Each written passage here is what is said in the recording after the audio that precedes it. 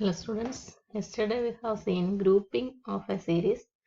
Today we are going to see rearrangement of the series.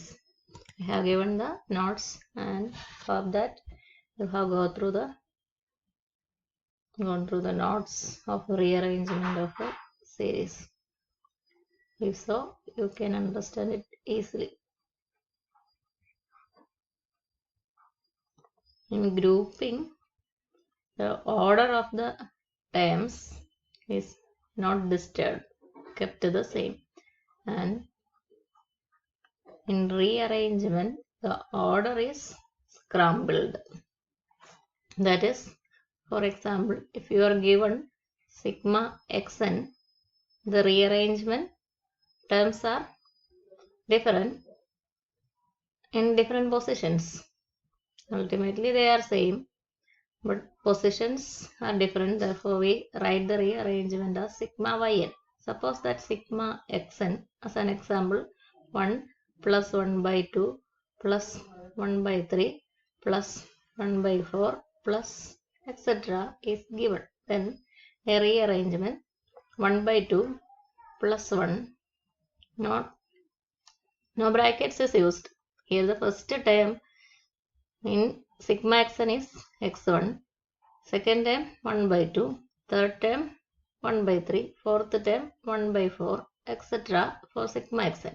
And in the rearrangement, first term x2 ആണ് ഇവിടെ ആദ്യം എഴുതിയിരിക്കുന്നത്. അപ്പോൾ x2 എന്ന് എഴുതുന്നില്ല, x1 എന്ന് എഴുതാൻ പറ്റത്തില്ല, y1 എന്ന് വിളിക്കാം. Second term is 1, then third term is 1 by 4, y2, y3, third term is 1 by 4, fourth term is 1 by 3, y4, etc.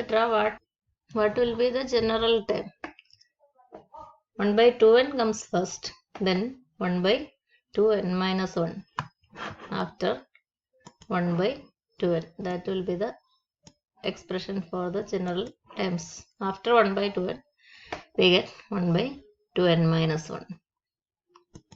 This is the general term and the series goes on like this. This is an example of rearrangement of a series. Suppose that we are calculating the sequence of partial sums. Here let us calculate S3. S3 equal to 1 plus 1 by 2 plus 1 by 3. To obtain the terms 1 by 2, 1 by 3 in the three terms in the partial sum of sigma yn. Partial sum of sigma yn cannot be denoted by the notation S. Let us denote the partial sum by T and its suffix. To include 1, 1 by 2 and 1 by 3, 1 second term, 1 by 2 first term, 1 by 3 fourth term. If we write T4, we can include 1, 1 by 2 and 1 by 3, and it contains 1 by 2 plus 1 plus 1 by 4 plus 1 by 3. It contains 1 by 4 as an extra term. Then S3. S3 ഈ മൂന്ന് terms കിട്ടാൻ വേണ്ടി ഇവിടെ order rearrange ചെയ്ത് ആദ്യത്തെ മൂന്ന് term, ഇവിടെ ആദ്യത്തെ മൂന്ന് ടേം ആയിരിക്കത്തില്ലല്ലോ അറേഞ്ച്മെന്റിൽ. അപ്പോൾ ഇവിടെ നമുക്ക് ആദ്യത്തെ മൂന്ന് ടേം കിട്ടണമെങ്കിൽ കൂടുതൽ എഴുതേണ്ടി വരും. പിന്നെയുള്ളത് S3 1 by 3 കഴിഞ്ഞുള്ള ടേം ആയിരിക്കും ഇവിടെ കൂടുതലായിട്ട് വരിക എന്നുള്ളതും ഉറപ്പാണ്. 1ഉം 1 by 2, 1 by 3യും കിട്ടാൻ വേണ്ടി അതുള്ള ഒരു പാർഷ്യൽ സം ആണ് നമ്മൾ എഴുതിയത് T4.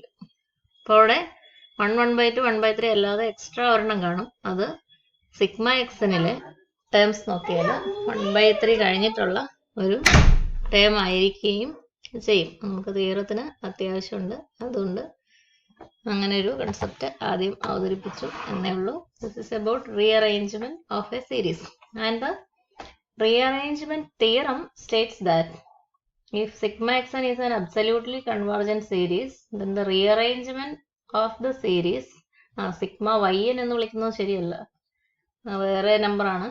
sigma yk n and k varies from 1 to n. 1 to n തന്നെയാണ് വേരിയേഷൻ. സിഗ്മ yk എന്നാണ് ടെക്സ്റ്റിലൊക്കെ ഡിനോട്ട് ചെയ്തിരിക്കുക. അതിൽ വലിയ അർത്ഥമൊന്നുമില്ല. 1 to n ആണ്. y1, y2, y3 എന്ന് തന്നെയാണ് നമ്മൾ നമ്പർ കൊടുക്കാൻ പോകുന്നത്. സീരീസ് കൺവേർജന്റ് ആണെങ്കിൽ അതിന്റെ റീഅറേഞ്ച്മെന്റ് കൺവേർജന്റ് ആണെന്നല്ല നമ്മൾ പറയുന്നത്. Series given series absolutely convergent ആണെങ്കിൽ sigma x and absolutely convergent implies any rearrangement sigma yk is convergent and converges to the same limit of sigma xn. Sigma x n convergent ആയാൽ sigma y k convergent ആണെന്നല്ല. Sigma x n absolutely convergent ആണെങ്കിൽ rearrangement sigma y k convergent ആയിരിക്കും എന്ന് മാത്രമല്ല ആദ്യത്തെ സീരീസിന്റെ അതേ ലിമിറ്റിലേക്ക് തന്നെ കൺവേർജ് ചെയ്യുകയും ചെയ്യും എന്നാണ് റീഅറേഞ്ച്മെന്റ് തിയറം പറയാം. നമുക്ക് റീഅറേഞ്ച്മെന്റ് തിയറം ഉടൻ തന്നെ കാണാം.